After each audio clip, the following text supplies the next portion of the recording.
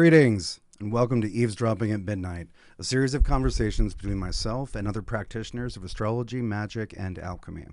If you're curious what the students of the weird sciences talk about once the sun's gone down, pull up a chair, pour yourself a drink, and have a listen. I'm Coppock, and I'll be half the conversation.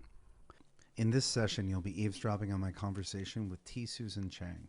Susie is a fellow student of the strange, an author, a podcaster, a teacher, and perhaps most importantly, a tarot reader with no small measure of experience, skill, and insight.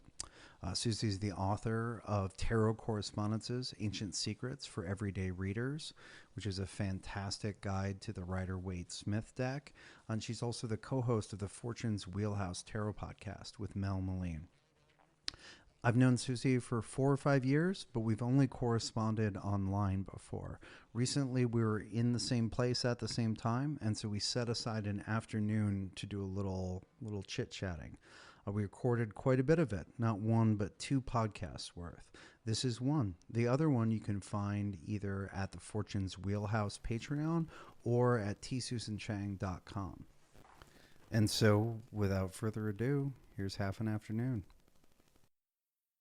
All right, so welcome, Susan Chang, aka Susie. We are coming to you live from the Green Shadow, the verdant demimonde at the the Veritas Genii conference, or Veritas Genii Symposium, VGS. Correct. For short. Yes, and not exactly live either. Well, I mean, we are live as we are speaking, but yes, there will be a little bit of a delay for the audience. So, yeah, we're in somewhere, Washington? Eatonville, I think it's called, in the hills. Yeah, it's nice here. It is. Yeah, it's a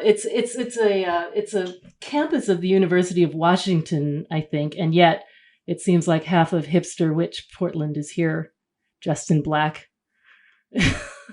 Yeah, I think that is true. It's so our current location.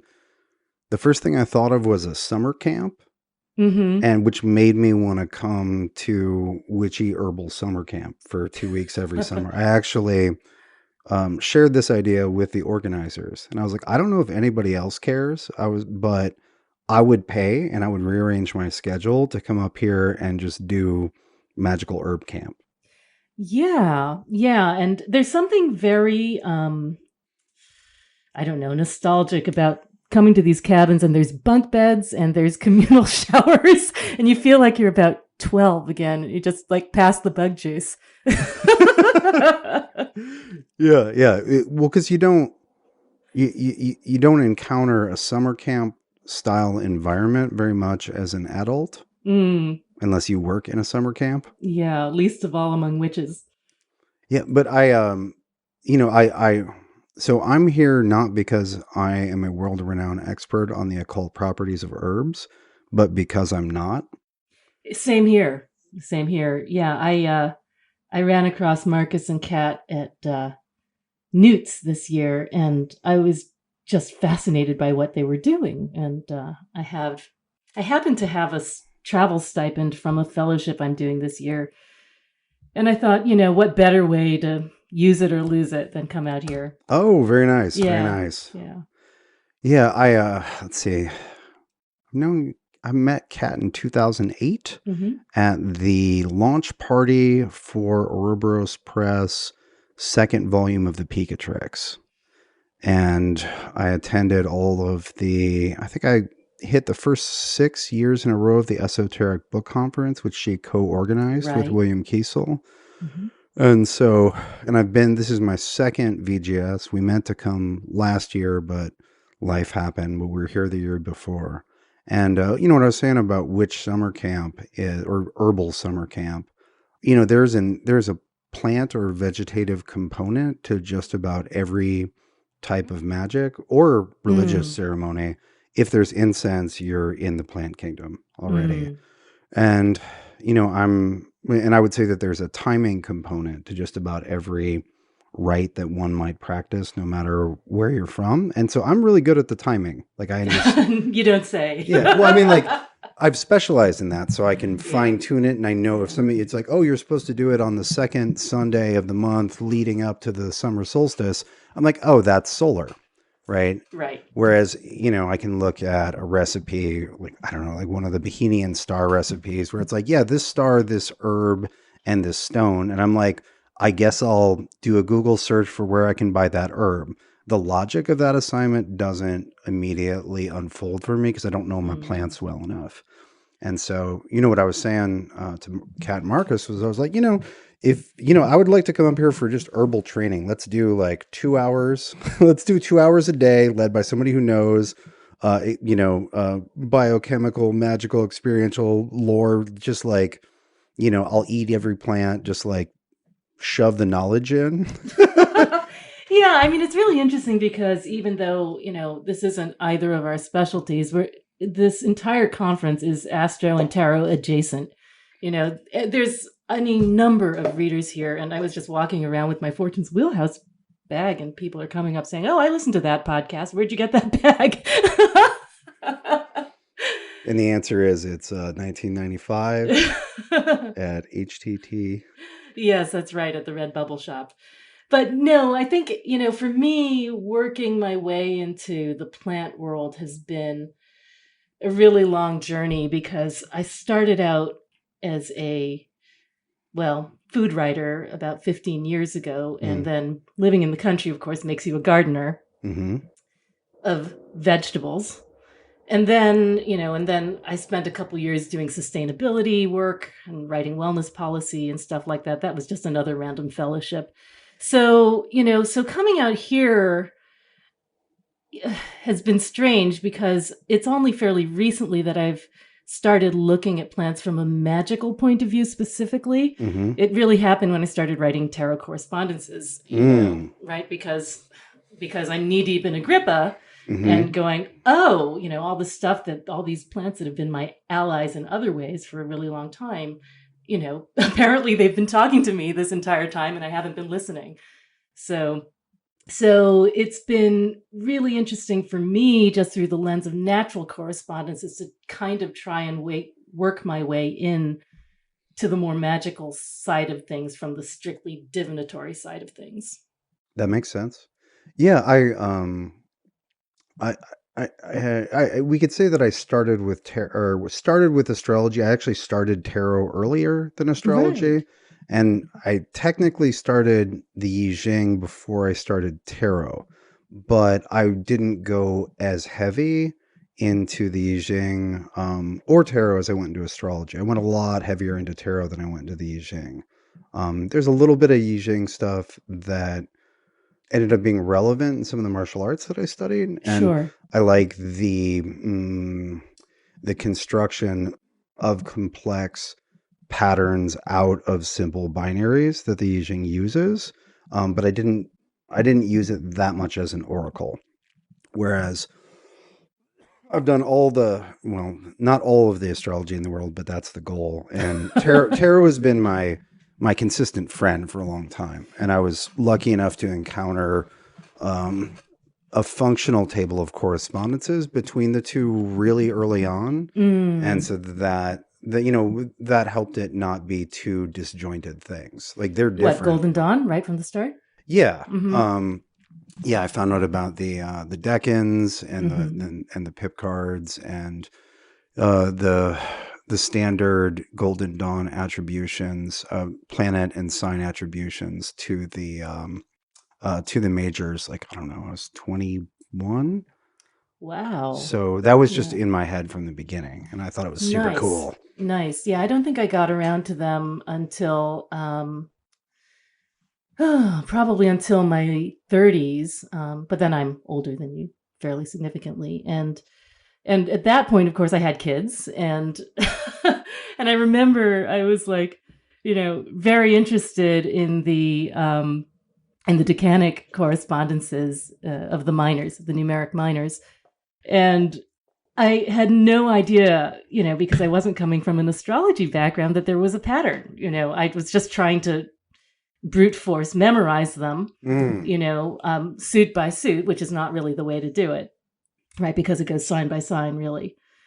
And I didn't know about Chaldean order. I didn't know about any of that. So I would like take my kid to swim class and I would get in the lake and start swimming back and forth and trying to remember, that Saturn in Leo goes with the 5 of Wands. And I got really in shape that summer, actually. And it took me all summer until I realized that, hey, there are patterns in here. And the patterns make sense. Yeah. Yeah, just I mean, the first three are cardinal, and cardinal's supposed to go first, right? And then fixed and then mutable, and that's supposed to be beginning, middle, end energy. Exactly. Yeah. No, it's so ridiculous because I think it was like, in this day and age, you expect to have all knowledge at the ends of your fingertips at all moments, and that you really don't have to do stupid things like, not see the pattern. You don't have to waste time like that. But something about being a parent reduces your efficiency at finding the things that you need from an intellectual point of view. That makes sense. Like everything about being a parent, not something about being a parent. I will take your word for it. That seems to be the case. It's you have a lot less free mental. I just think of my computer when it gives me a warning that there's not that too many processes running. Yeah, or that there's not much memory remaining. Yes. And I need to delete something if I want to make room. That's you don't delete the child. That's the problem. Right. You have to work around that. You're like, okay, what else what can I get rid of? Yeah. But I was lucky enough. I think that was, how did I get that? I think that was a book on magic and Kabbalah and stuff by William Gray that I found at the used bookstore in the college town I was at. And it was like, yeah, here's the card here. It just had the Golden Dawn map of the cards and the astrology. I was like, okay, this makes a lot of sense. Well, it especially makes a lot of sense because I was coming from where you were coming from, particularly. Yeah, and looking at a Rider-Waite deck or a Thoth deck, which are built with that in mind, explicitly in the Thoth and implicitly in the Rider-Waite Smith. Really. Mm-hmm. Yeah, well, the Rider-Waite has that sort of interesting an interesting origin story with the artist, what's Pamela Coleman Smith. Yeah, Pamela Coleman Smith. Yeah, Pixie was what came to mind, but I wanted to remember her full name. Yeah, and actually, I prefer to use her full name because there's a trend towards treating her with great familiarity, which I feel suspicious of. But what's interesting to me is that deck is the result of a very, how should we say, artistic Dionysian intuitive sensibility and Waite's extremely bookish Dewey Decimal Correspondence perspective. That's a nice way of putting it. Yeah. But like, and so I don't know, it has both of those qualities. Yeah. That's true. I mean, I think, the interesting thing about Pamela Coleman Smith is that she just seemed to vacuum up all of the sort of esoteric atmosphere around her without necessarily doing it in a systematic way. I mean, if you look at the minors, I think Waite gave her really very little to go on, actually, and she managed to come up with some very interesting images that in some cases are, uncannily connected to the decans. Yeah, there are some that are basically the same image you see in the Astrolabium Planum or in Agrippa, and there's no evidence that she went to those and was like, I'll use that. But she, she partook of the essence of the thing, and that's what it looked like. Right. And that's one of the reasons that, interpretationally, a lot of the time I get very frustrated when people try to say, well, this card means this, specifically this and not this, or, try to pin down the meanings excessively, because it was a huge, big soup in her head, honestly. And, although there are certain things, certain spheres of meaning that surround each card, to say that there's any one specific meaning that attaches itself, that's, and that there are anything else is wrong, drives me up a freaking wall. Right. Well, it's context dependent. right? Yes. Like the context of the question, the context of the questioner, the context of what is this card, what, what position is this card in, the context of which cards are around it, the context of which deck it is. Yes. And, one thing that's been really interesting for me is, I'm sure we've talked about this before, but, I have this massive spreadsheet for the last 4 years of every card I've drawn. And it's a huge pile of data.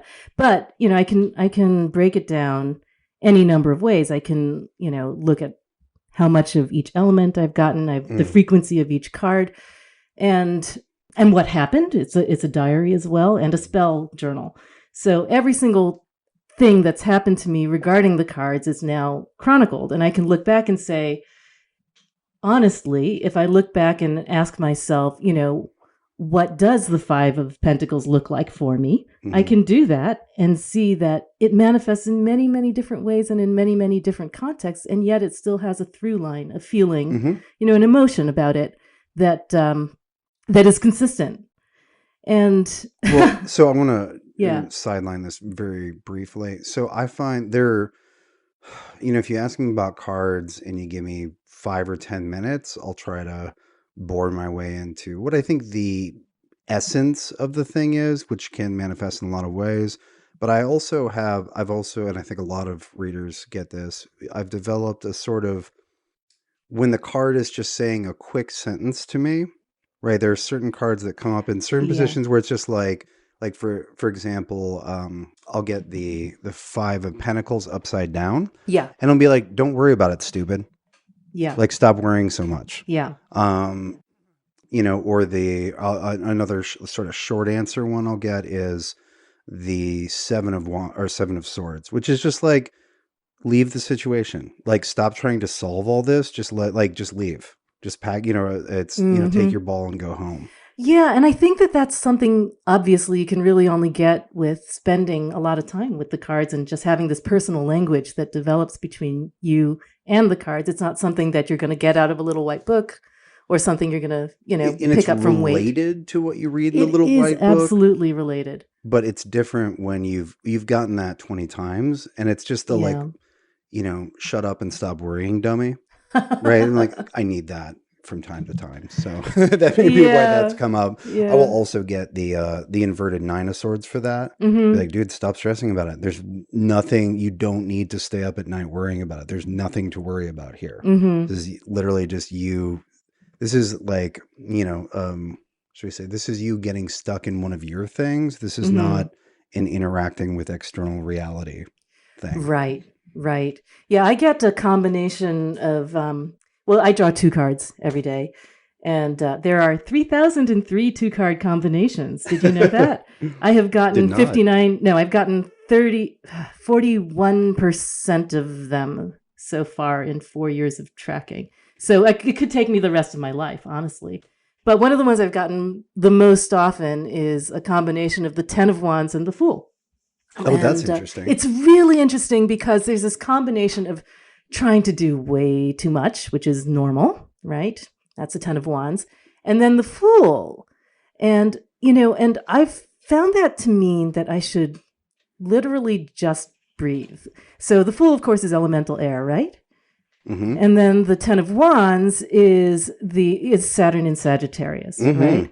So, it's like the fire has been, tamped down to this tiny ember, and it needs oxygen to be brought back to life. So that's something that I find works really well for me, to just breathe when I get those 2 cards. That's really interesting. That makes it rediscovering the spirit of adventure with which the journey was begun, which is most easy to forget during the crushing burden phase of bringing it to completion. Exactly. When you're whipping the horse to death on its way to its final destination. Yeah. Yeah. That's one I know well. Partially because I have a fair number of clients who have Saturn, the 3rd decan of Sagittarius, right? Because that's people born parts of 87 and parts of 88.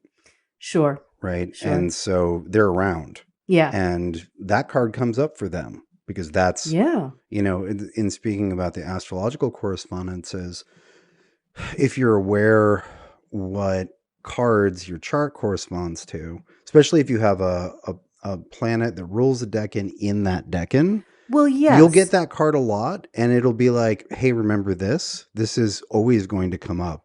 You're going to get good at this or die trying or Mm-hmm. die ignoring it, Mm-hmm. whatever, but it's going to keep coming up.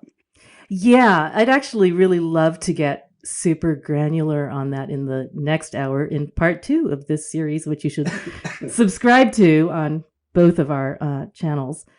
But one thing I wanted to ask you about was, so we have this sort of personal language of the cards that speaks to us in very specific ways. But when you read for other people, how much of that do you rely on? Well, if it's me throwing the cards with Mm-hmm. my deck, then all of that or almost all that applies because they're, Mm-hmm. just like with a good friend, you will, let's say with all my good friends, I speak English, but Mm-hmm. we will have like ways of saying things or, abbreviated methods of communicating Yeah, that you have would, an idiom that's grown up between you. right, that Yeah. would be unclear to somebody who didn't have the context of the friendship. And Mm-hmm. so if it's me reading with my deck, then my cards will give me shorthand like that. Yes, yes, I think that's true. And there's another thing that I do, with clients. I mean, yes, it's my language. It's my my monkey, my circus. But at the same time, I like to give them a choice of several different decks because that way I sort of figure, okay, they've got an initial connection with the imagery that they chose, Hmm. an initial connection with the deck. And invariably what happens is that there's always something that the artist has chosen to do within that specific card that has a specific message for the client. And to me, that's, it's wonderful because it's, to some degree, it's always the interpretations depends on me and everything I bring to that card. But there's also a dialogue going on that I have no control over. And I really love that. Yeah, that's nice. I mostly read for people over the phone Ah, yes. or over Yeah. Skype. Mm-hmm. And so they don't get to see the cards as much. I will always Mm-hmm. describe the situation that the figure or figures are in Yeah. and relate that to, to what's going on and try to translate that into, a lived human situation. But because I'm not sitting across from a table where the person can look at the card the entire time, that level, the visual, I'm the one looking at the cards the whole time. So I don't have that Yeah. happen as much. So just talking about, the sort of reader client relationship, what do you think oracularly in the oracular moment, what do you think is going on? What's your theory? I'm interviewing you now. Yeah, that's fine. I think a lot of things are going on. Mm. And I would say the first thing you need to do is try to parse the layers of what's happening, Mm. rather than try to find the singular thing. And, and for me, part of my thinking about that is what's the same when I'm doing astrology and tarot? What's different? What are the different mechanisms? One of the obvious differences is the signifiers Mm. are in a chart are arranged by nature, right? By the orbit of the planets, Mm-hmm. by the moment of birth, et cetera, et cetera. Whereas, you can't reshuffle your chart. Right. Right. And so that's obviously different. But I do think that there is, how do I say, I have less ideas and I suppose I have less thinking about what exactly is happening. And I have more thoughts about how do I facilitate the best possible version of that. Right. Mm-hmm. So I've, for a long time, with increasing certainty and confidence, I have ritualized my half of the reading and arranged circumstances so that the client, or if it's a friend or whatever, is Mm-hmm. entering into a reading space rather than, even if it sounds like we're having a casual conversation, it's the kind of conversation that happens in reading space. It's intrinsically different. Yeah. So for me, I do little prayers, do some prayers. For a while, see, for I think my first version of that, there was a prayer to a particular power that I'm acquainted with. It's good at navigating the underworld tunnels. Mm-hmm. I was like, okay, so Mm-hmm. let us hear what Who, cannot. Thonic Hermes? Baron Okay. Sonde, Yeah. who has some overlapping functions. Mm-hmm. But it's like, okay, so if we're going to go into the places where this person can't see clearly, Mm-hmm. or maybe I can't see clearly, let us still be able to navigate those places. And then I do sort of the opposite one, which is like, let us see what can be seen. Let me speak what can be heard. Right. Let me Exactly. make sure we also call the powers of being able to state the obvious. Yeah. I mean, for me, I feel like there's a lot of me getting out of the way, you know? I mean, when I sit down to read, first of all, it's just a different feeling in my body. I remember when I first started reading tarot that I'm a very tactile person, so it was almost like a sort of a buzzing sensation, like a hive of bees inside me. And that's a little bit over dramatic, but it's not dissimilar to that. And when I read for people, I often find that, you know, it's almost as if I'm in some place, some third place with them that's not the reading room, right? And it's the boundaries are so porous that often, I'll be crying before they've gotten to the sad part, And that's a really weird sensation for an extremely left-brained person to get used to. Yeah. Yeah. I think, in terms of, I feel like I've had to, part of what astrology and tarot and a couple other things have helped me do is sort of become as left-brained as I am and as right-brained as I am, rather than being like fake left-brain dominant. Mm-hmm. Um, I Yeah, I know what you're talking about. there's a cultural layer where, especially if you go to college, where you're kind of taught to be fake left brain. Oh God, yeah, And yeah. so, and I got a little bit of that from the family, and this and that. Just, it's in the air. It's in the air. All of us breathe. I mean, there's such a heavy left brain bias that people are. It's almost irrational, really, which is ironic. Yes. And that's something that, like, I mean, that's why I came to tarot. Really, was for the possibility of surrender. To stop living up here and find the But rest of me. you wouldn't be nearly as good at tarot if you didn't have that Dewey Decimal System up there. And Maybe, maybe not. Yeah, I mean, I think the thing about tarot is that it forces us to have a very strong relationship with the verbal, you know? yeah, that's an kind of an ironic thing, and I've discussed mostly in the context of astrology, Mm-hmm. but it's equally because I've taught more astrology classes, Mm-hmm. where it's like, yeah, to be an astrologer, you need to be able to verbalize like crazy to benefit from astrology, or to understand what a chart is saying doesn't necessarily require crazy verbal capacity, but to be able to communicate that to another person Yes. taxes the verbal capacity heavily. It absolutely does. It absolutely does. And I think that that's, I don't know, maybe do you think that that's, endemic to just the art of divination generally?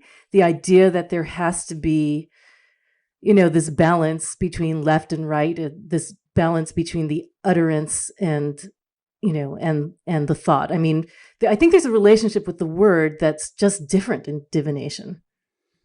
Yeah, I absolutely. I remember thinking when I was first getting really into astrology, was it late 90s, early 2000s, that I wasn't entirely convinced that the structure of astrology adequately described the structure of the real, Mm. but What's the real? right, right, the discernible real. But I thought to myself that it was part of the way I justified my increasing interest in it was that it was, if nothing else, a miraculous form of exercise for the mind because it required a dialogue between the rational, analytic, image making, and intuitive faculties. Yeah. And that all of that's all in the stew. And what you serve is something that is a product of all of those. And I thought, I thought that I was, so I have a Gemini moon, and I've always felt, how should we put this? Caged in duality or polarity. It's funny, right? I have Pisces sun, Gemini moon, and Gemini is the process of dividing into two. So you can, you take the one, turn Which it into decan? two. Middle decan. Lucky you. Yeah. So you can cover more ground, Yeah. right? And there are a lot of benefits to polarizing, right? As a strategy. And that's what Gemini represents. Pisces deals with the same subject matter. It deals with the dual, but it is the formula for dissolving the distinctions and bringing the two back into the original one from which they emerged, right? Yeah. And so I constructed this giant mandala sort of painting when I was 17, of like it's complicated, but it was basically those contending forces. It was the subject was a giant wheel that contained a Tai Chi symbol, but it was getting ripped apart. But there were forces basically trying to keep it as one, and forces attempting to tear it apart, and this and that. And that was before I knew any of my astrology. And so, but anyway, I've always been very interested in being able to return the estranged two into the one, or at least get them communicating. Yeah. I absolutely know what you're talking about. I mean, I have a similar, Pisces Virgo thing going on because I'm Pisces rising and Virgo sun and Mercury. It's loaves and fishes all the time. All right, and you have nodes there, right? I have nodes there just like you. Yeah. And Kate? Yep. And my husband. Yeah. Kate and I are we're on that axis. Yeah. You will find us there on the meticulous Virgo side and the slobbity Pisces side. Yes. Slobbity but wise. Yes. Most of the time. Yeah. Yeah. And I sort of feel like, part of coming into tarot was, learning to accept those gifts of dissolution, because, I was a book editor before, and really I always felt like I was cheating because I already know how to do all that stuff.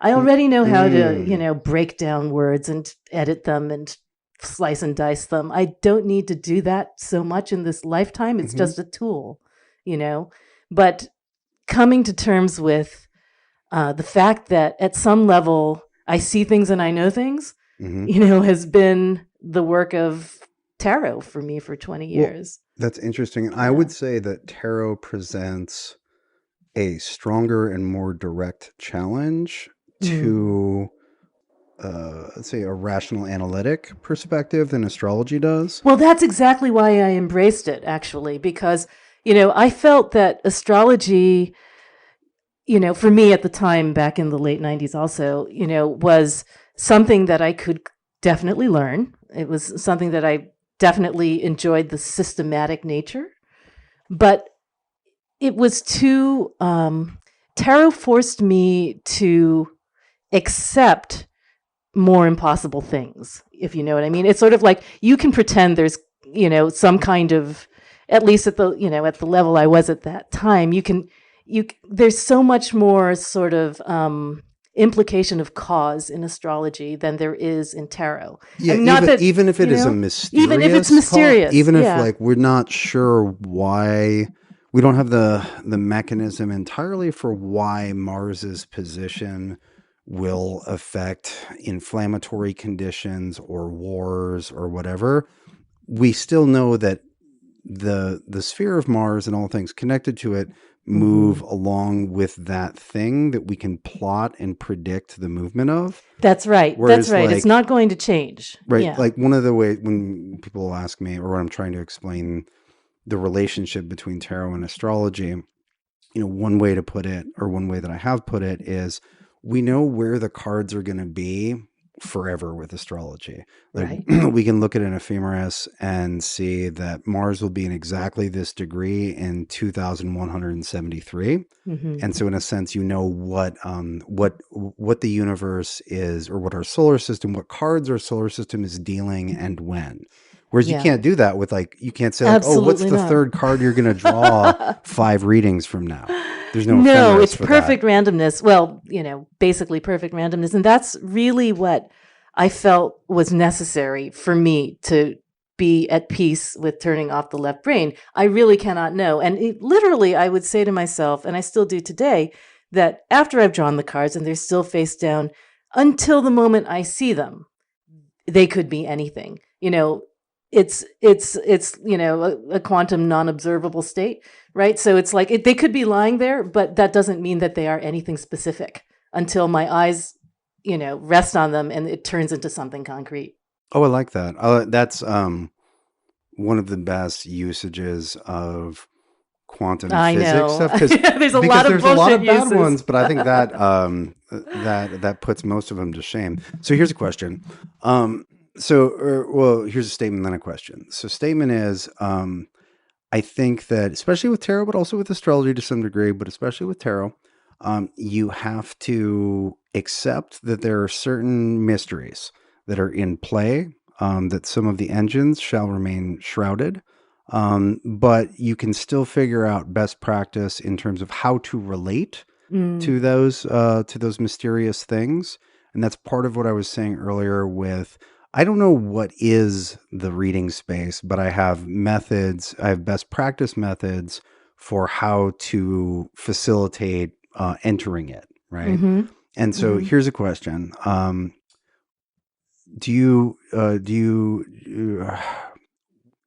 lot of people, including myself, have the experience with tarot of interacting with an intelligence. And so how do you have that experience, and what do you make of it? And how does that shape your practice at all? Yeah.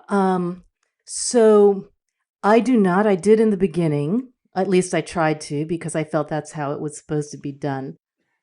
But now it's more like I plug into the wall, It's like it's more like an electrical charge. It's like I'm either on or I'm off, right?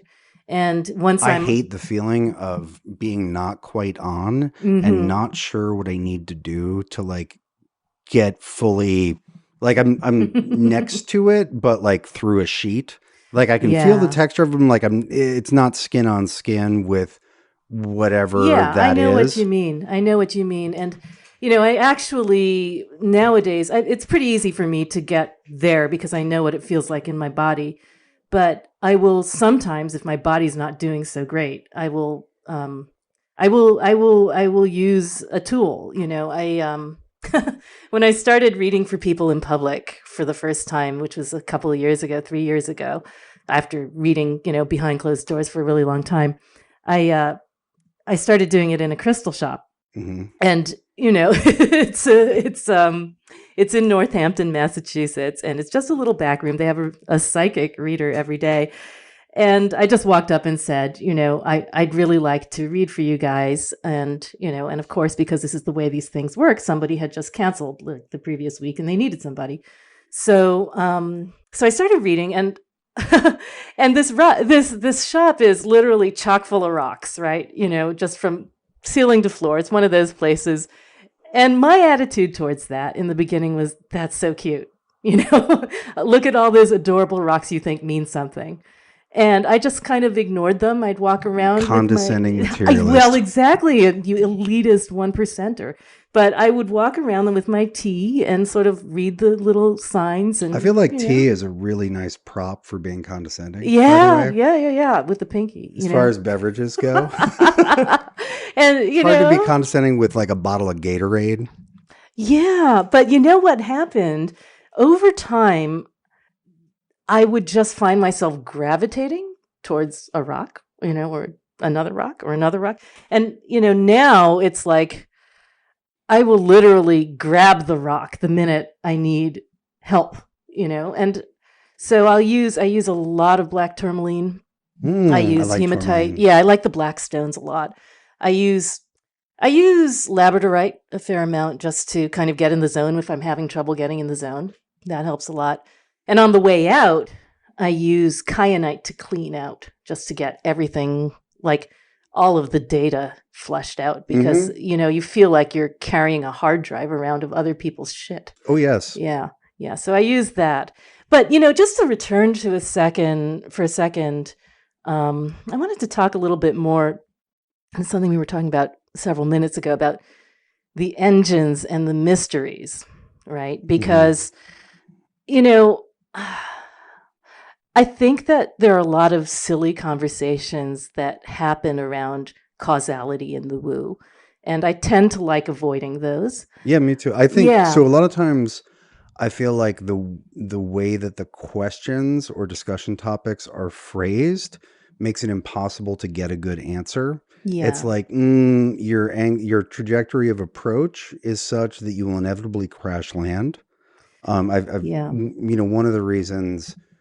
of the many things that I like about the splendid Gordon White, why I like talking with Gordon. We all do. Yeah, is Gordon is willing to take the time to think about setting up the angle of approach to something before jumping in. And just framing the question correctly can be, 50% of the work you need to do to get a good answer. Well, that's true in every method. I mean, it's true of tarot as well. Absolutely. Spend the time getting the question right. Yeah, that's right. That's a divinatory. And in horary too. Yeah. That's absolutely part of that. Yeah. That divinatory space. So just reminded of some things I wanted to say earlier. We're getting kind of nonlinear here. Well, but that's okay. Yeah. Because Mercury is retrograde, which favors the nonlinear exploration of tunnels over the super speeding on highways. But I just wanted to hand it back over to you because I forgot. Good, because what I wanted to say is that I think that over time I've come to believe, and I think this is, any number of far more psychic people than me will verify this, that the engine is the subjectivity, right? When it's interpreting, when you're an interpreter, right? When you're a diviner, the engine is the thing that makes it work. Is you're the Mercury, you're the Quicksilver, you're the spirit in between that causes the current to run. And that's why the word is so essential to this whole process. I mean, I think that when we receive information, it doesn't really matter if it's cards or if it's stars or if it's tea leaves or entrails or whatever it is. Or a bird appearing in the northwest. Precisely. The point is that it's the engine of your subjectivity is reading the sign. And without that, nothing happens. And that's why, some people don't need hardly anything at all, to do a reading. But it just happens that we and people like us happen to be attuned to one methodology or another. But I think the details are essentially arbitrary. I think that could be said to be true when comparing different methods of sortilege. I don't think that works. I don't think you can lump astrology into that.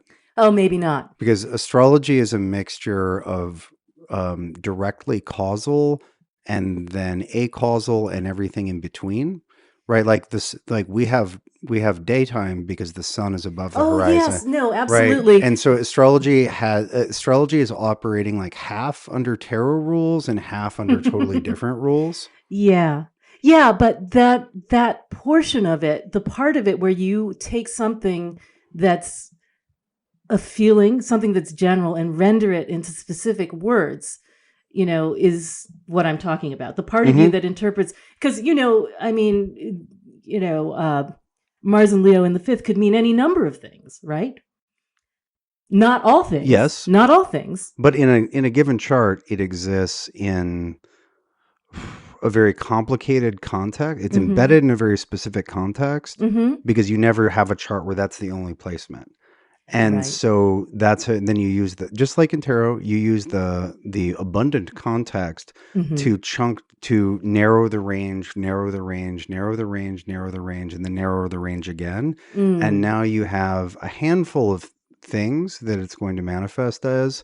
And it will probably manifest as all of those throughout a person's life. So then you use your timing methods to figure out at what point in time is it primarily going to look like this.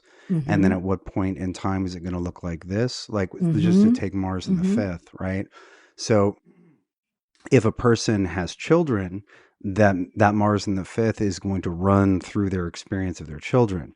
Before that time period, they still have Mars in the fifth, but it's not going to describe their children because they don't have kids yet.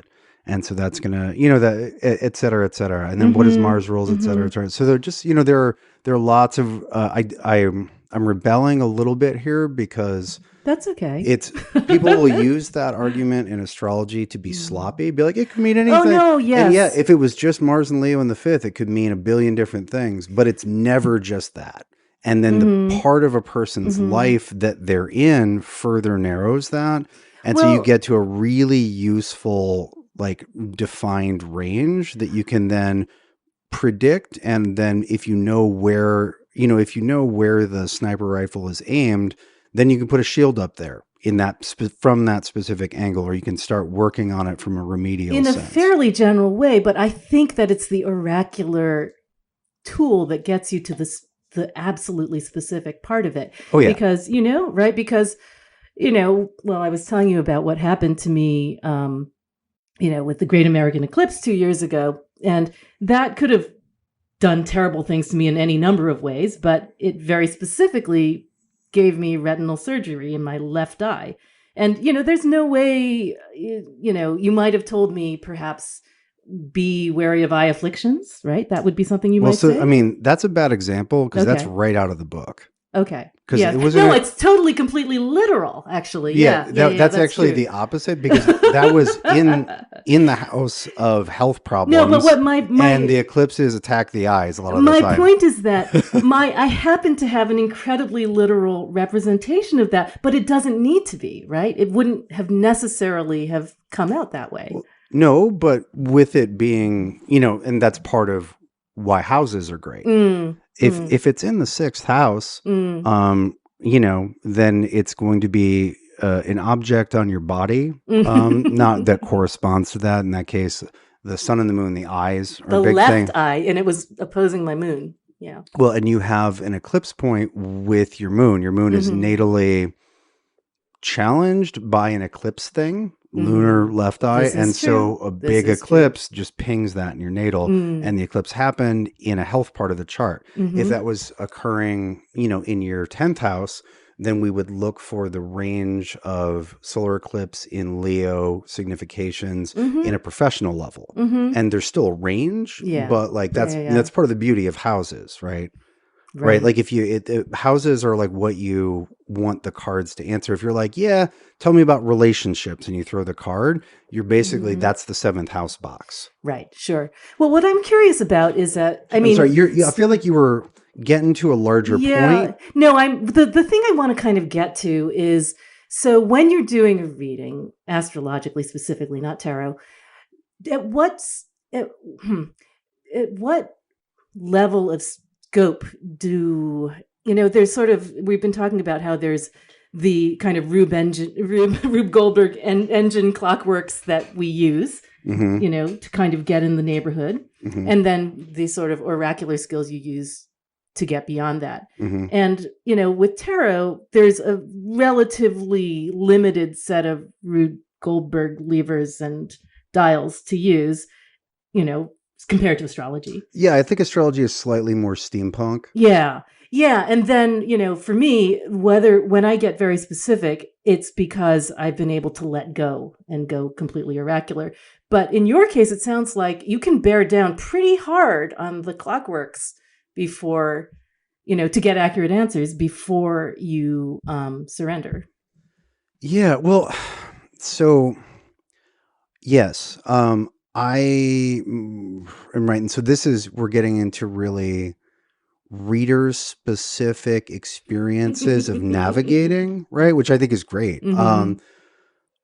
So okay, so how do I put this? Yeah, so for me, I see that intuitive, oracular, whatever people Mm. want to call that part.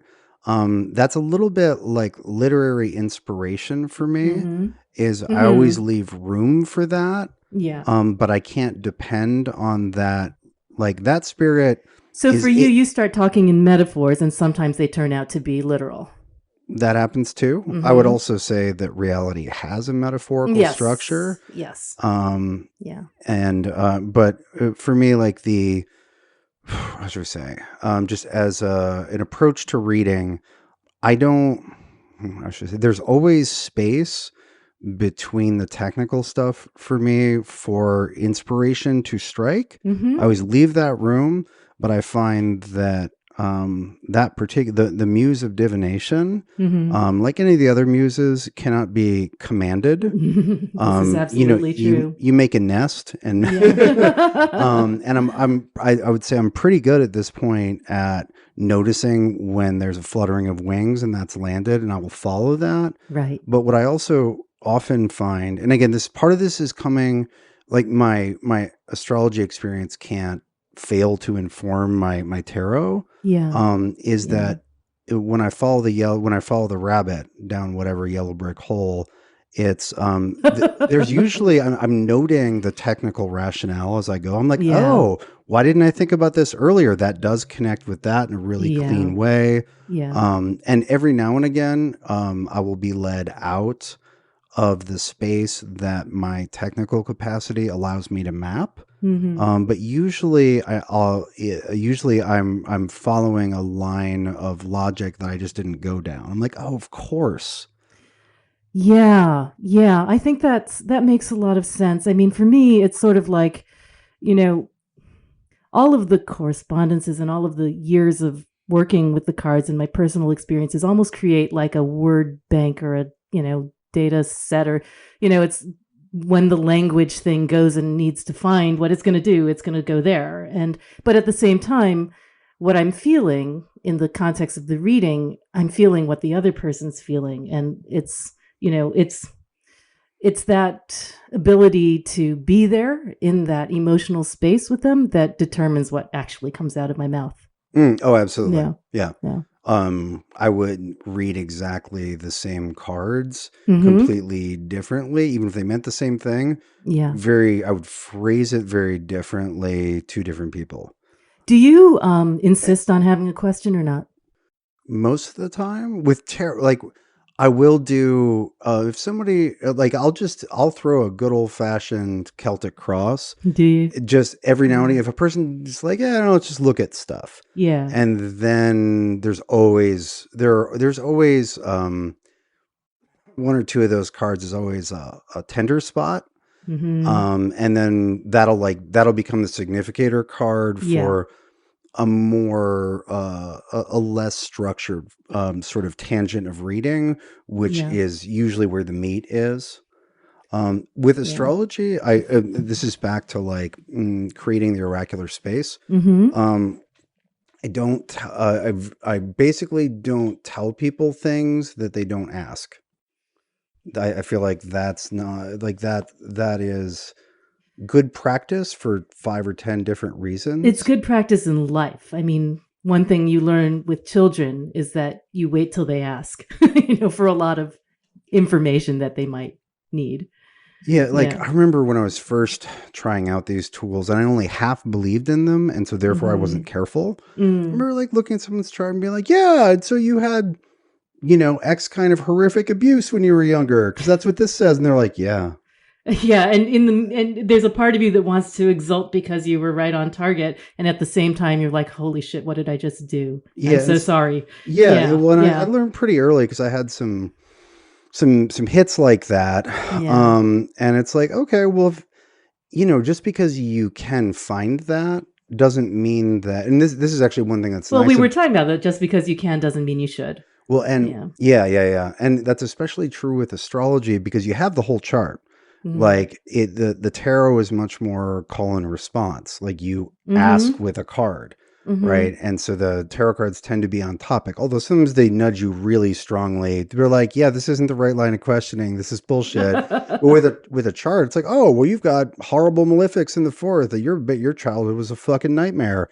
But like Yeah. that's not. They might want to just, they might have come to you, and your job is to help them out with navigating a career transition. Right, and at the same time, the information that you see informs what you say, even if you're not drawing on all of it. Yeah, yeah, absolutely. Yeah. And Yeah. one of the functions of the geometry of relationship, which astrology absolutely depends on, is you see what's relevant to what. Like so if we're looking at, let's say, like my 10th house, my career stuff, be like, okay, well, Mercury's in the 10th. That is relevant. Mars rules it. And then Mars is co-present with the sun in the south node and opposite Saturn. So that's all relevant. But how relevant is my moon positioned at that? Mm-hmm. Not as much. It's Right. relevant in a different way Right. because the Mercury rules the moon. But like, and just because everything's connected doesn't mean everything is rubbing up against each other. And I feel like that's a connecty piece with cards Mm-hmm. is, yeah, you can find your way eventually. Like if you go through enough doorways and enough tunnels, you can find your way from any symbol to another. But some are rubbing up against each other, and some life areas, like for some people, you could have a thing where, how should we say, a planet, let's say the ruler of the 10th is in the fifth. So the 10th being the place of career action, and then the fifth, among other things, being kids. And so if that's the case, then what's going on with your kids and in your relationship to creation and nurturing in general is going to be really relevant Mm-hmm. to your professional action. But there are lots of situations where those two couldn't be part of the whole of life, but they're not like right next to each other.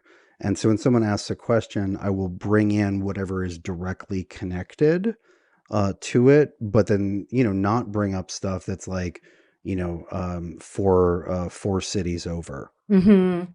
Yeah, absolutely. I mean, I tend to I've given up on the Celtic cross in recent years. I just do not like it. I don't even know if I'm doing it in Yeah. the original. Like I learned it from a book.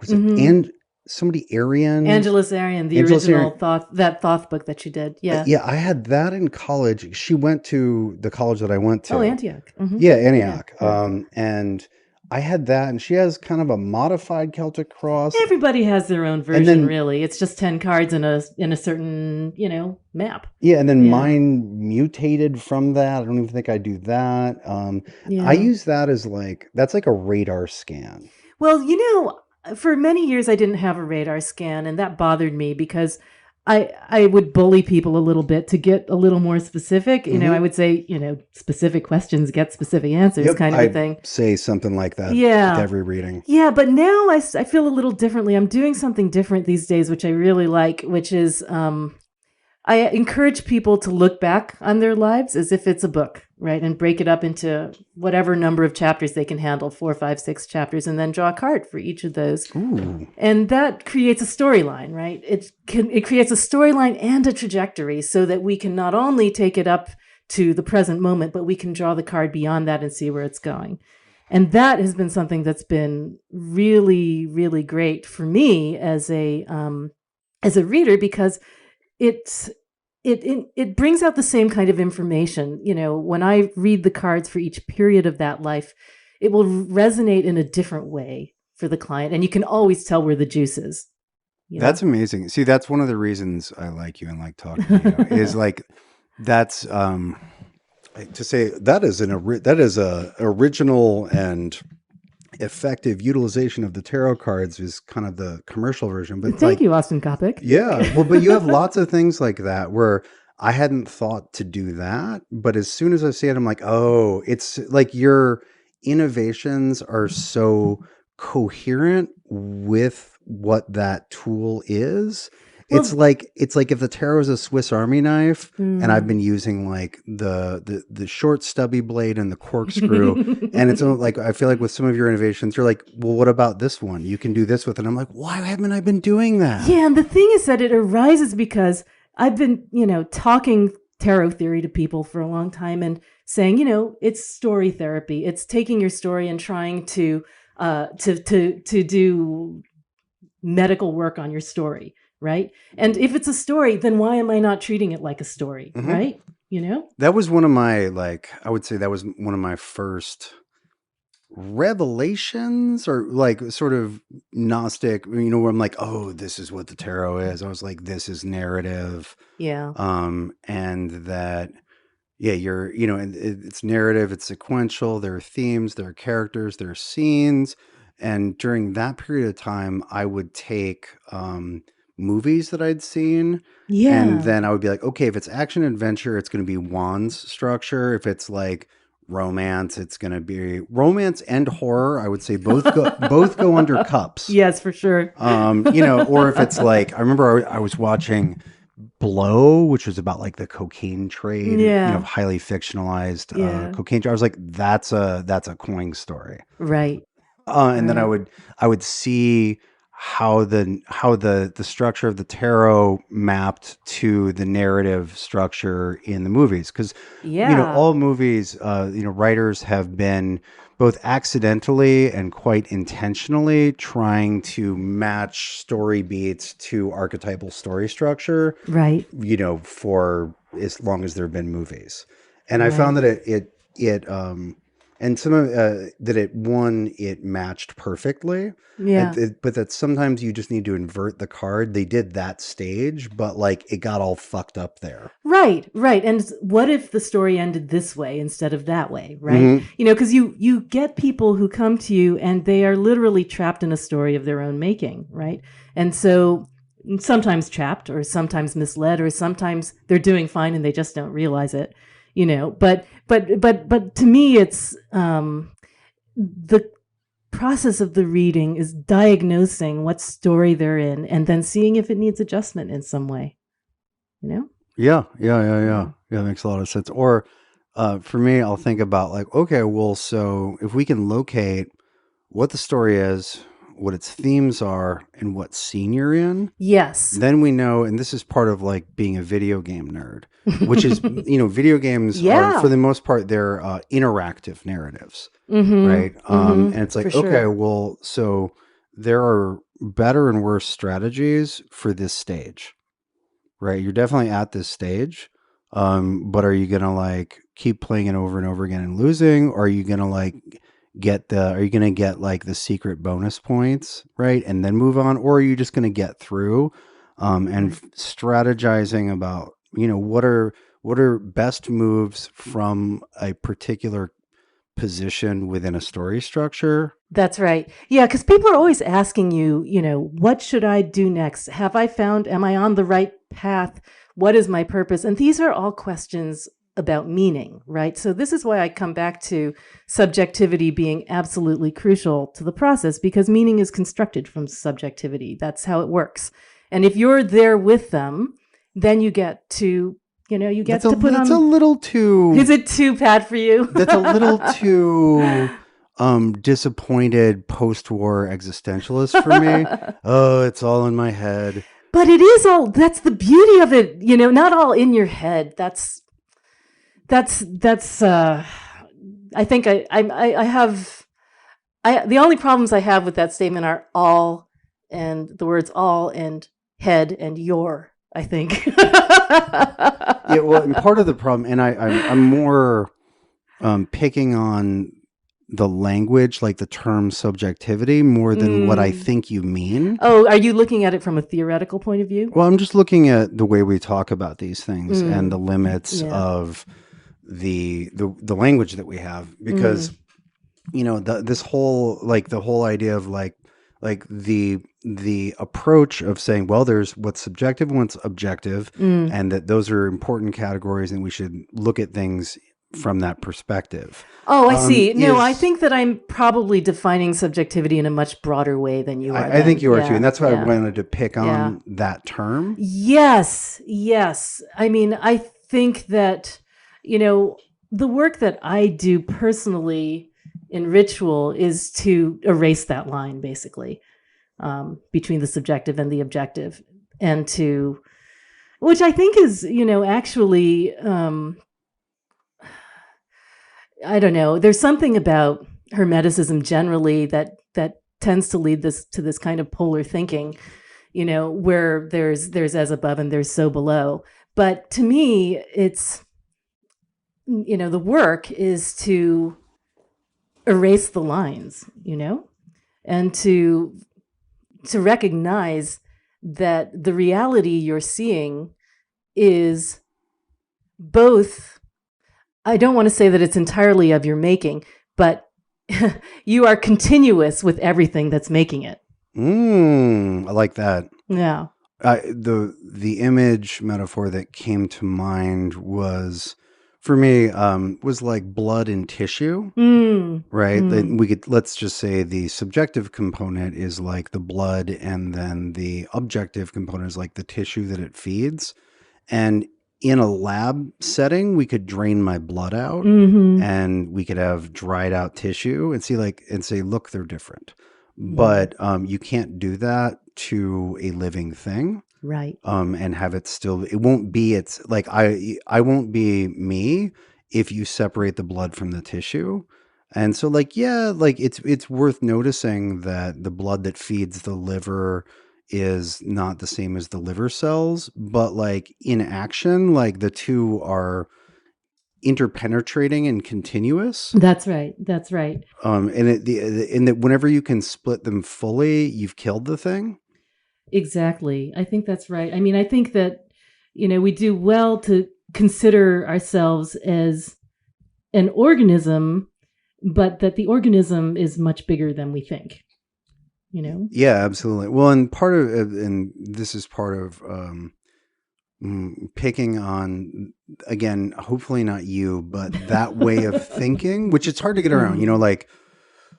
If I did come up with a wholly original, better way to talk about it, I would have to spend an hour explaining why I chose those words out of the existing words in the English language, right?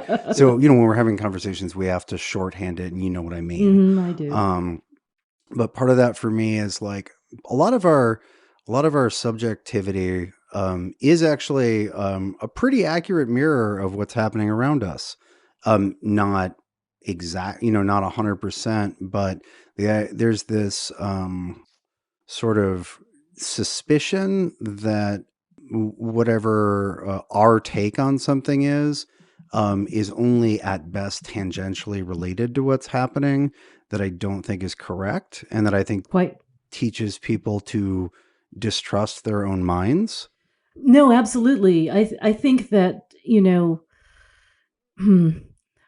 I think to work in a divination system is to be willing to enter into a web of meaning that's really very large, and so that when a synchronicity happens, it's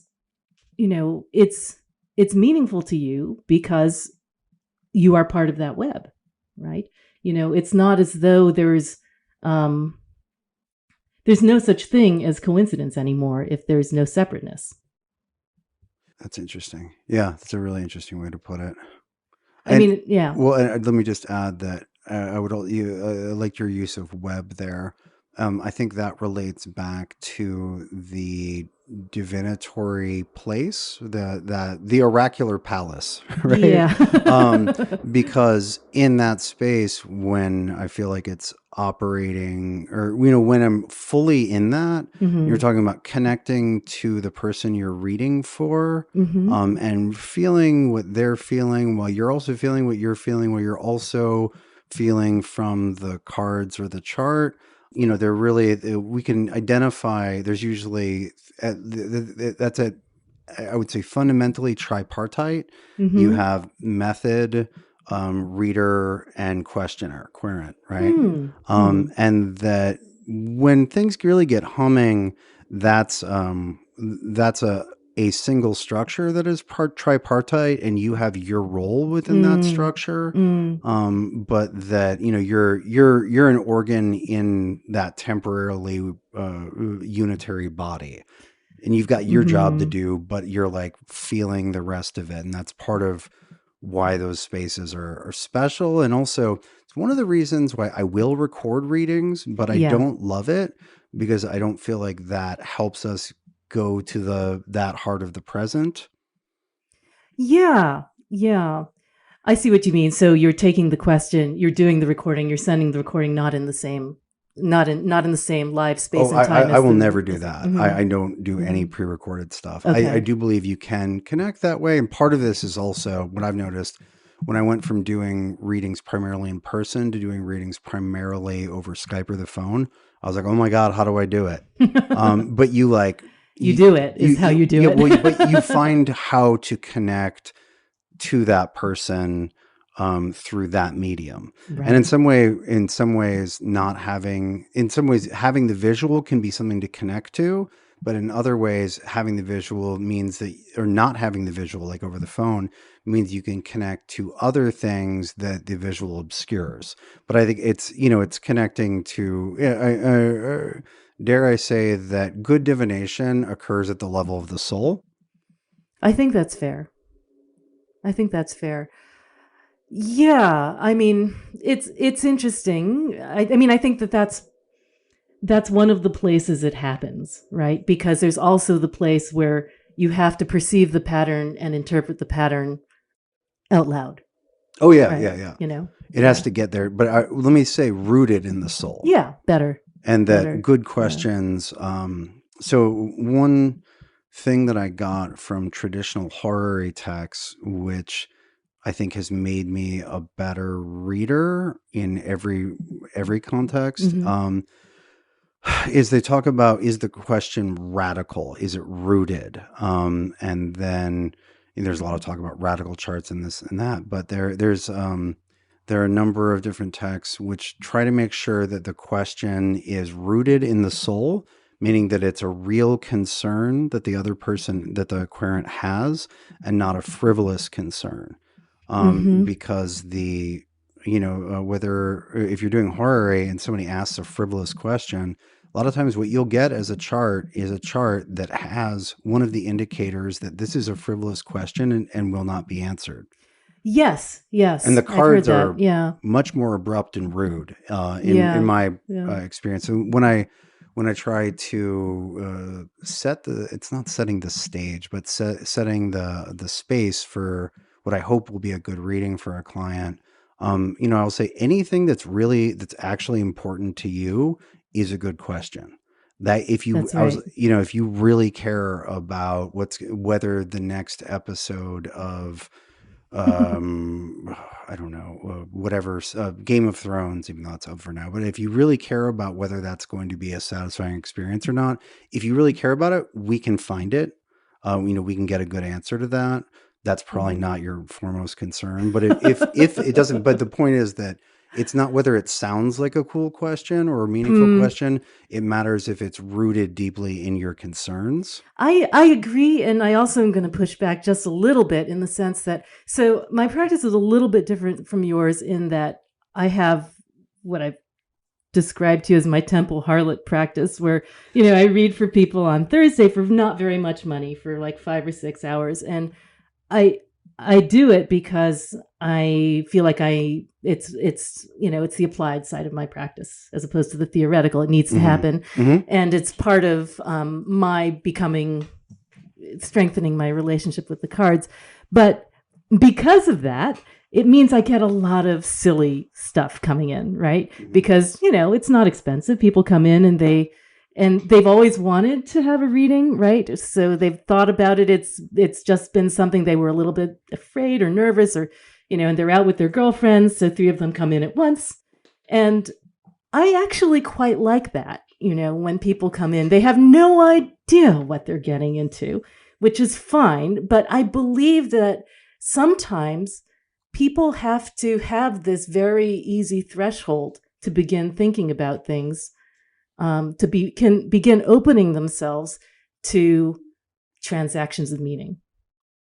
Sometimes they have to be a little bit frivolous about it. Sometimes they have to be in a party mood. And sometimes they have to say, ooh, spooky fortune teller, to allow themselves even to step in the door. And I don't mind filling that function. Honestly, it's not my favorite, but I feel like it's a mask I wear that I enjoy. And I salute you. I am too much of a diva for that. Well, good for you. Maybe it's questions of self-worth and I should examine that. Yeah, or maybe it's questions of self-worth for me and I should examine that. But yeah, well, and for me now it's like my time is limited. I'm expensive. Like, let's not waste any time. We've got only so much time. Like, I'm very confident in my ability to get to it and then to get to something that can, in many cases, meaningfully change outcomes for the better, or we can figure this out, right? Yeah. And so like I want to get started and like let's figure this out and like get there and make life better in some meaningful way. It feels good to actually see results. Yeah. Well, and that is true. And part of that for me is also over the last several years being increasingly not just interested in, but integrating a remedial component to my practice, where I'm like, if we can't find the thing, then we can't make the thing better. Right. You have to have a diagnosis before you can have a prescription. Yeah. And so that's so interesting. Yeah. I feel like I'm being wasted if I'm not doing that. Well, that's so interesting because I've started prescribing as well in recent years, and just in the last year and a half or so maybe. And I think it's just come as sort of a consequences of being more comfortable with tarot as a magical practitioner as opposed to a divinatory practitioner. And I will tell people, okay, here's a spell, you can use this or write your own. I love your tarot spell stuff. Oh, thank you. I feel like there's something valuable that I've given people because and just to paraphrase for listeners, it's basically a practice where I take the card of the day and take everything I know about them and turn it into a couplet, basically. Couplet just because I can remember it better and I like things that rhyme, but you could really do anything. Some people do one word, some people do haiku. But there's something about going in there and coming back with something concrete that allows you to it's sort of like, what Gordon says about, when you go into the dream time and come back and you write something or sing something. It's like that. It's like the idea that you take something real to express to that part of you that doesn't live in the ordinary world, that you're real and you're listening, right? And I feel that, whether I tell people to, go look this card up online, print it out, hang it in your house, or take the spell or write the spell, or do this thing that's correspondence-wise related to this card. I feel that is something that allows them to continue extracting meaning from the reading over time. And I'm sure that that's true for you with, prescribing a mantra, say. When you read for me, I absolutely felt that was, something I was going to take extremely seriously and continue doing because well, it's not every day Austin Coppock reads for you, and I'm going to use whatever value there is, Yeah. Well, thank you. Yeah. So for those of you who don't know, which is everybody, Susie was my year one Vedic exam. Yes. My test reading without using any of my tropical tools. And it was literally like that was part of the pass fail for year one was whether I could do that well. And it was not recorded and we didn't do it, but it was, there was I the like, recorded it as a well, yeah, matter of you're allowed to fact. have it. But that was actually a great experience for me because that was the first reading where I was in reading space, not just testing techniques.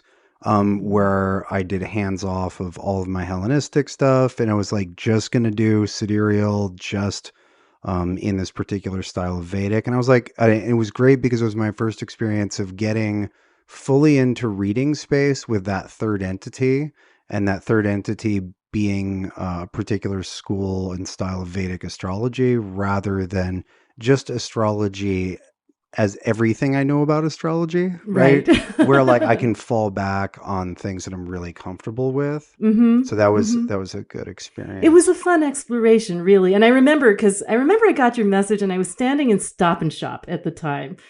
I was literally doing the week's groceries and I was like in the ketchup aisle or something.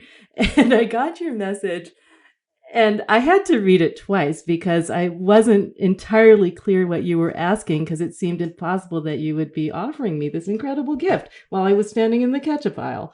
And of course, I thought you would be the perfect victim because it was supposed to be. We weren't allowed to read for somebody who we were like tight with and knew yeah, everything family and about. friends, yeah. But I don't know. You just stuck in my mind as like a really intelligent isn't the right word, although certainly you It's qualify for definitely that. not. But like I don't know, I just like the way your mind worked and the way you thought about things. And I didn't, I didn't like know the ins and outs of your life. So I was like, well, Yeah, why you not didn't know my Susie? chart backwards and forwards at all. No. And Yeah, when I yeah. didn't like be like, oh yeah, well, 2 years ago she did this, and then 4 years Mm, ago was when blah blah blah happened. I didn't have all that, which yeah, is what I yeah, needed, so yeah. I could, come in with the tools rather than, with a bunch of facts memorized. Yeah, and it was a really fun experience for me because it was interesting to hear you working out, taking these tools for a trial run, and seeing how you were engaging with them and, where the challenges were and how you resolved them and how, no matter how unfamiliar they may have been in a practical context, you're still able to come to meaning ultimately. Yeah, it was interesting. It was, it's like when you field test things, right? It's always both easier and harder than you expected. Like there are issues with implementation that you didn't expect, and then there are the things that you worried about that actually aren't issues at all. You're like, oh Right. yeah, that's exactly Right. how it's supposed to work. Great. The firing mechanism is not jamming. But you don't know till you try. Yeah. And Yeah. since then, I've done about 130, 150 Good God. readings where I've looked at, where it's just become standard for me where I look at it and pull it up full Vedic and then Mm-hmm. full, whatever you want to call my tropical, which is like Mm-hmm. Hellenistic chassis, with some, I don't know, with some Bonatti interior, and then a few modern conveniences, a few synthetic materials in there as well. But I do my tropical and then I do my traditional Vedic, and I look at both, and I look at the life sliced both those ways. So that's when somebody comes to you for a, I don't know, quote unquote standard reading. That's what you do now. Yep, that's what Mm-hmm. it. And so yeah, Nice. I got my Yeah. 150 reps in during the first half of this year. How? How? Um, I mean, no, that's rhetorical, really. I mean, I know that you work incredibly hard and that you were moving and that you were summoning dragons and doing and taking care of your, matrilineal line. So it just seems like kind of a lot, yeah, is what I'm saying. I'm pretty worn down.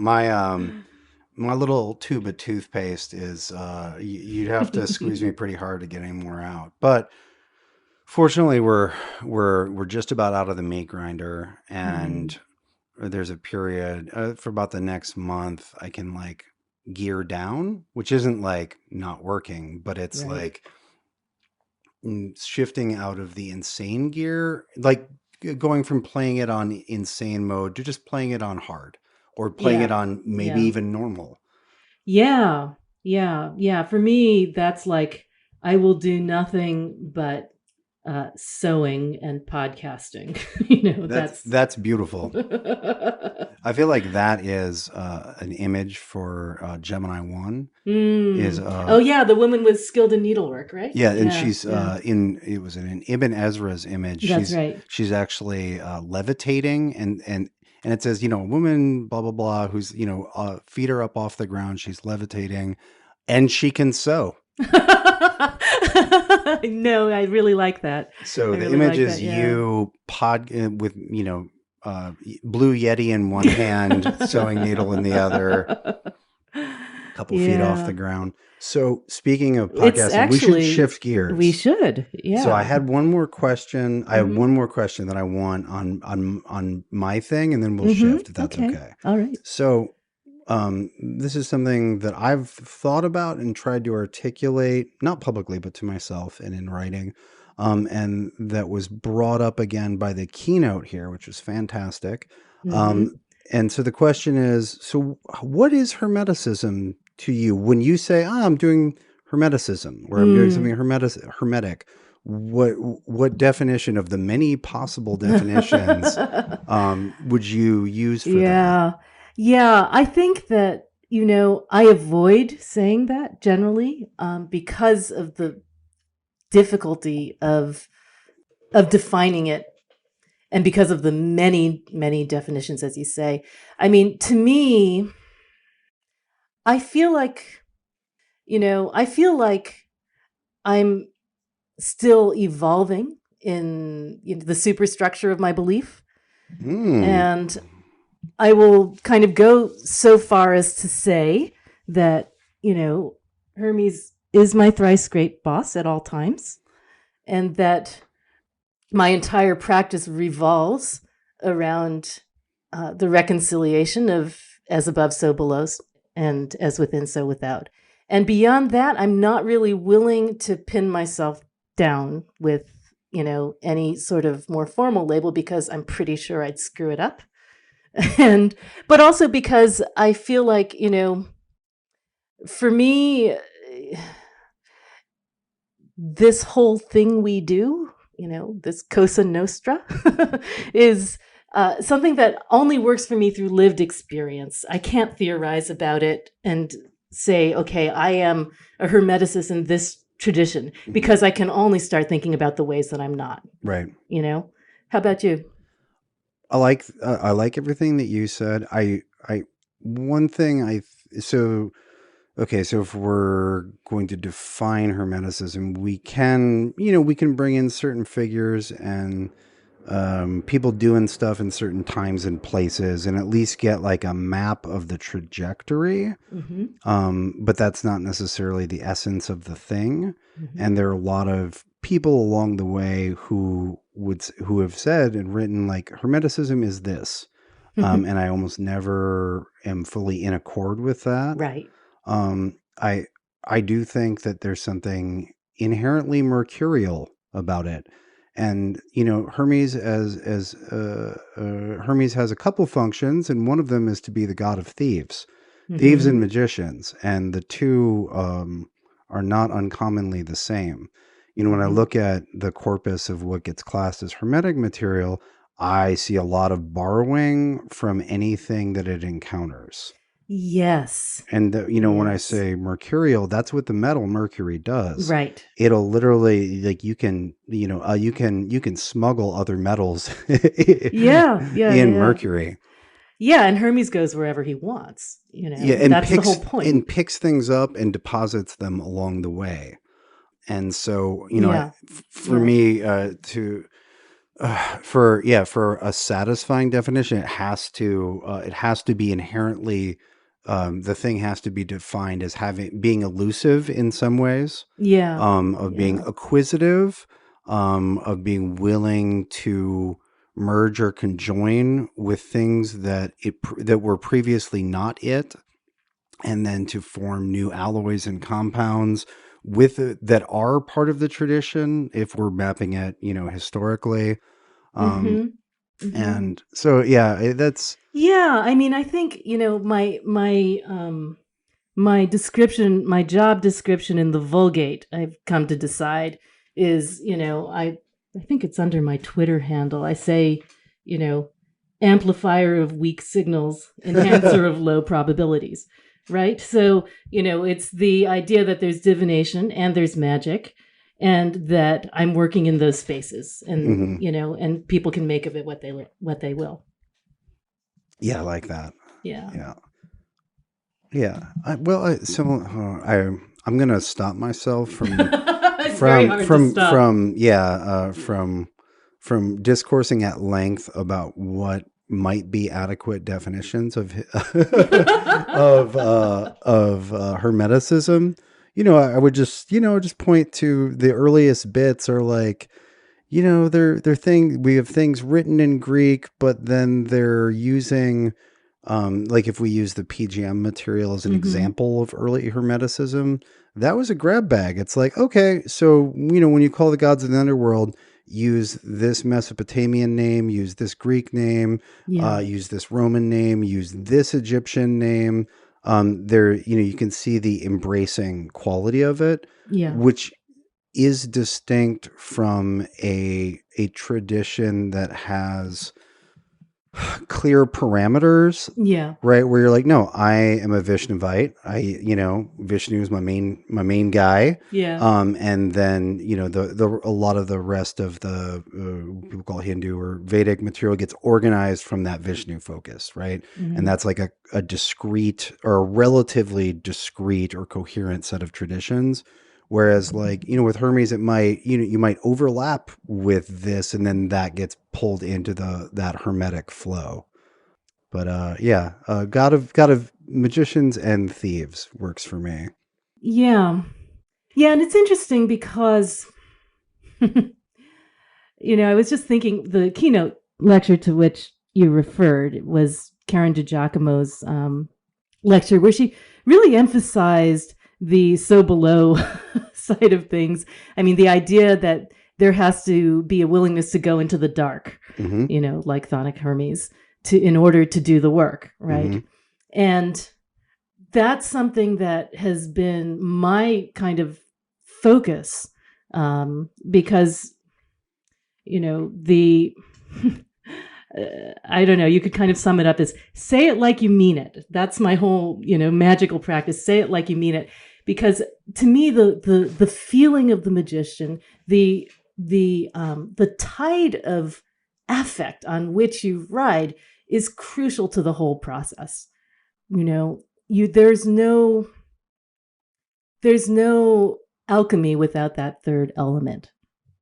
And that's what I've found. Yeah, that's beautiful, right? And that's the alchemical function of mercury relative to salt and sulfur, is to bind the spirit to the body.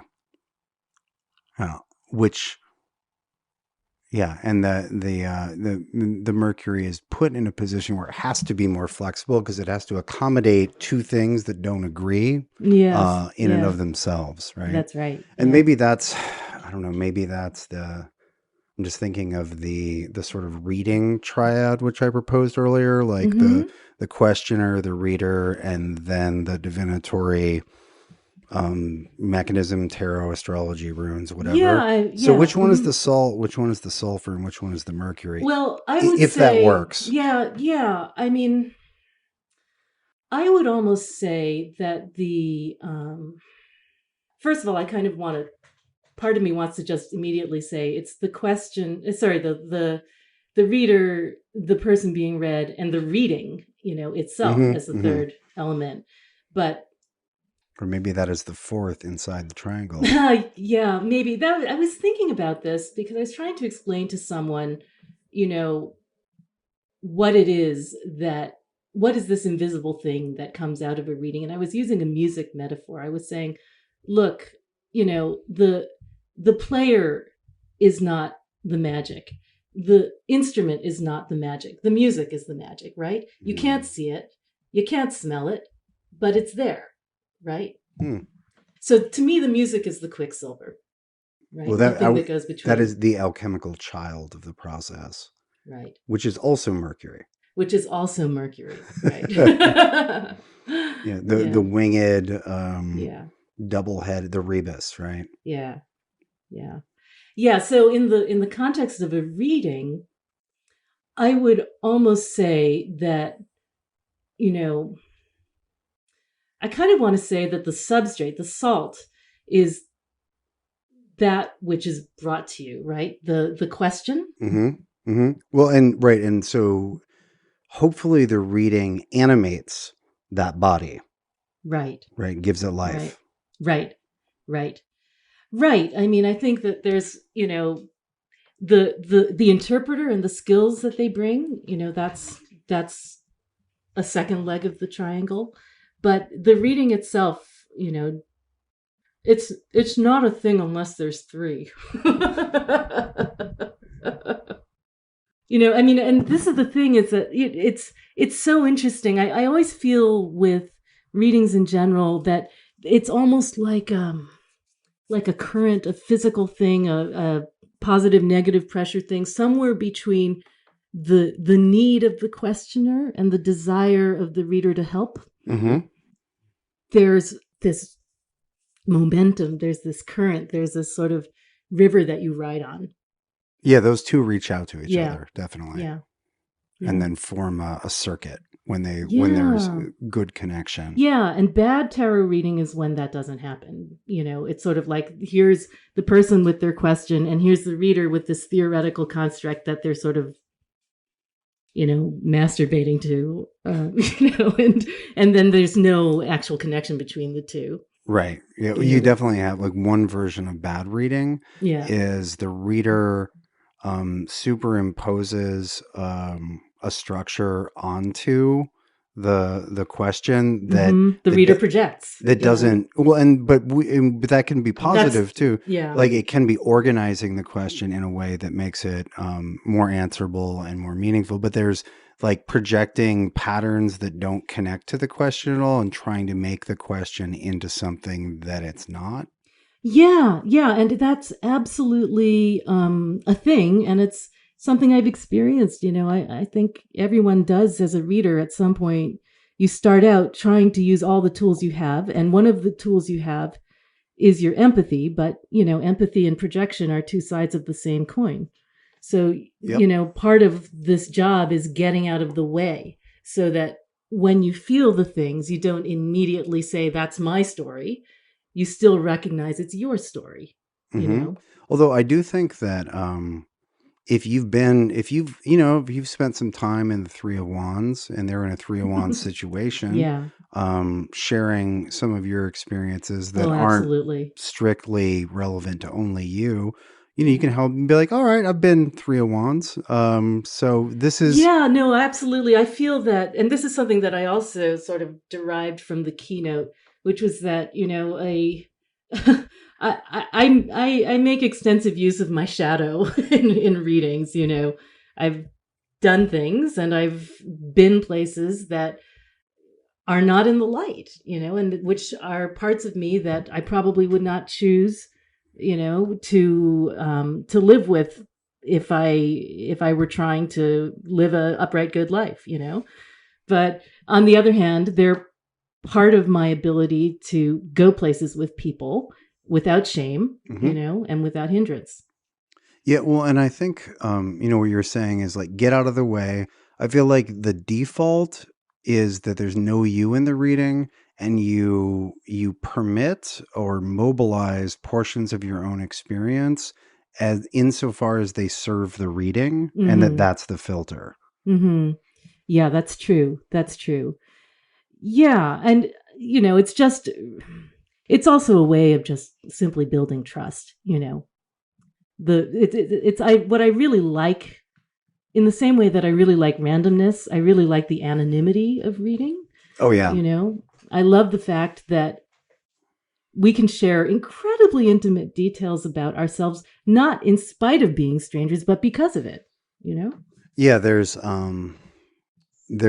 are different levels of proximity they create different spaces, and that's one of the big differences I think between a reader and a therapist.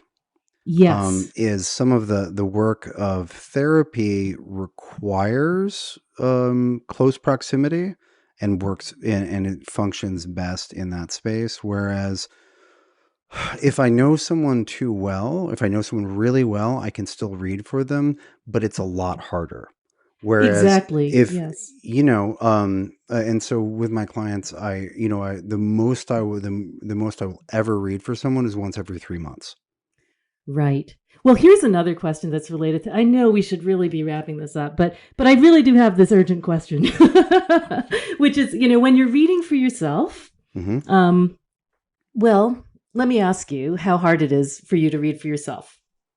Oh, really, really depends. Mm-hmm. I do a lot of navigating by the astrology, Mm-hmm. which is really more cartographic than anything, where I'm just like, yeah, that's coming up, or I'm in this period and that's coming up. It's probably going to be like that. I might want to adjust how I'm heading into that, or make sure I have certain tools ready or practices to optimize my journey through that little patch of land.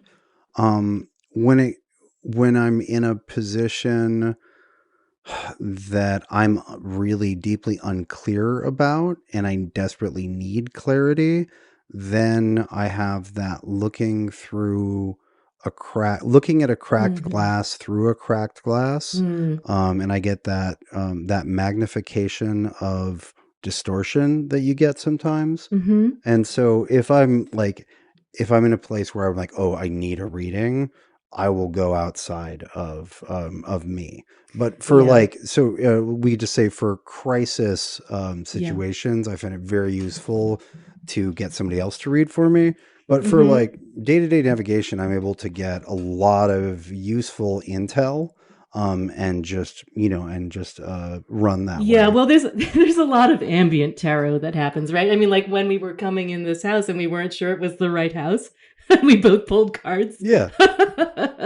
But one thing I found, which I don't know if you can use or not, I got it from one of the members of the Fortune's Wheelhouse Academy group, is that when I read for myself, which is pretty rare, I don't have problems of that scope that often, but once every couple months, something like that, once every 3 months, I've started doing a thing where rather than drawing the cards and looking at them and then going up here and seeing what I can get out of it, I'm tapping my head.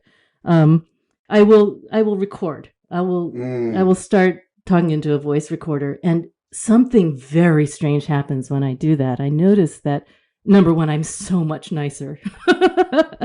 I'm so much nicer to me when I think I'm somebody else.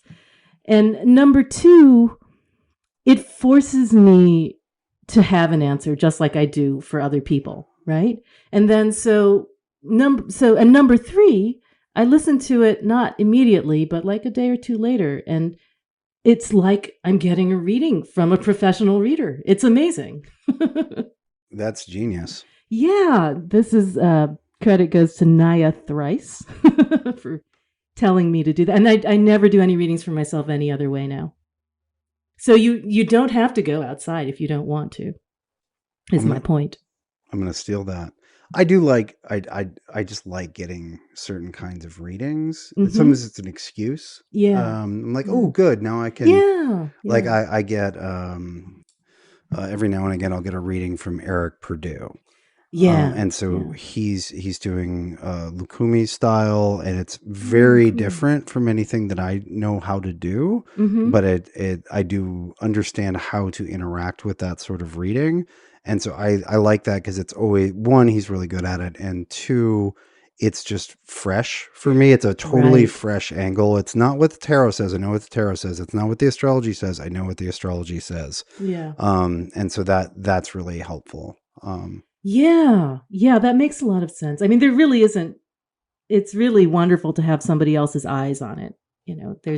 That really is um, an experience that's hard to replicate. But you know, pretending, role playing the two parts of yourself also works. No, that's genius. I'm Yeah. totally going to do that. Yeah. And you know what's so interesting? I think it comes down to speech acts, I mean, and this is such a Hermes thing, but what goes on up here is, you know, it's like if you're doing the reading in your own like little demon cave up there, it's going to be really different from when it comes out your mouth, because you shape things with your mouth and you're used to doing different things with your mouth, and you have habits of speech and communication which are valuable, not just to other people but to yourself. That's really interesting. Right, Yeah. because the in the beginning was the word, not the thought. Yes, that's right. Yeah. Yeah, no, I absolutely, and the word moved upon the face of the waters, That's a Kabbalistic thing I've been thinking about a lot lately, but we should probably stop. And so things end also with a word. So thank you for recording with me. Well, thank you for having me. Oh, my pleasure. So for those of you who can't wait to see what's next in about 2 minutes after we take a break is the Fortune's Wheelhouse sequel to this exciting conversation. Yes, that's right. In which we will discuss probably some of the things I've jotted down sloppily on my notebook, and some of the things Susan has. I'm guessing your penmanship is much better than mine. I have no idea. It depends on which of me you get. Okay. Remember, it's the same axis, Anyway, thanks for coming on, and I'll see the rest of you later.